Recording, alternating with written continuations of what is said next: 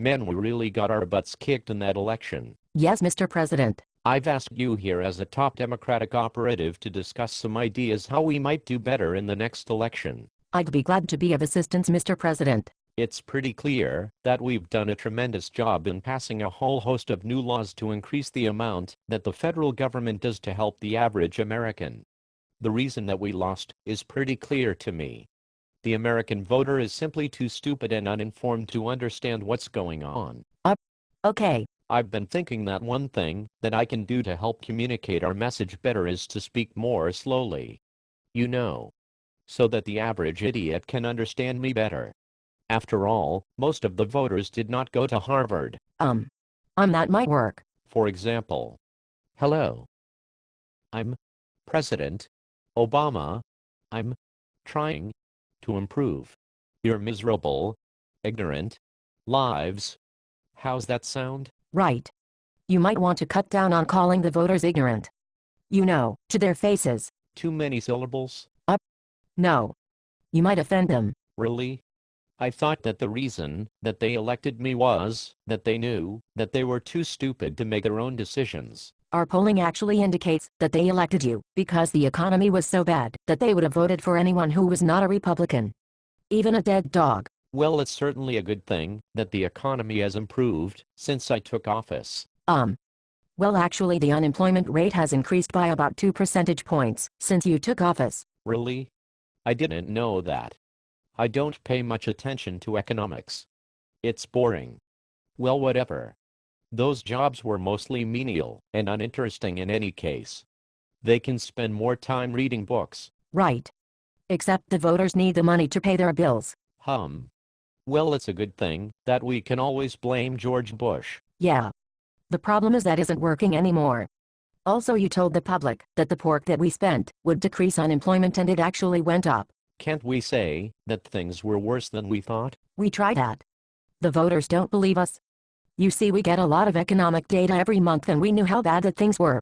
The voters aren't that stupid. I don't believe that. Well, it's true. We get a ton of economic data every month. It's sitting right there on your desk. No, I mean, I don't believe that the voters aren't that stupid. This is the big problem. They were too stupid to vote for us, but not stupid enough not to know that we totally screwed up. This is the big problem. There must be someone I can blame this on. If not George Bush, then who? I know. How about the banks? The problem is that you didn't do anything to the banks. The banks that were too big to fail, that we bailed out, are still too big. The bankers who made the fraudulent mortgage securities are still working. The financial reform did nothing. Yeah. I got too much money from New York to do anything about that. Can I blame the rich in general? I don't think that class warfare is going to work anymore. People pretty much are blaming you at this point. I know. Why don't I invite a bunch of stupid redneck Christians in every day to drink beer and talk to them about their problems? Stupid people love beer, and it will make me seem like I care. I seemed like a regular guy when Joe and I shared a beer with the professor and the cop. I'm not sure that would work. It would look like you are pandering after you lost the election. Well, why can't we spend more time telling them about all the great things that we did, like forcing them to buy health insurance and creating 2,000 pages of regulations to make sure that the health industry is run efficiently?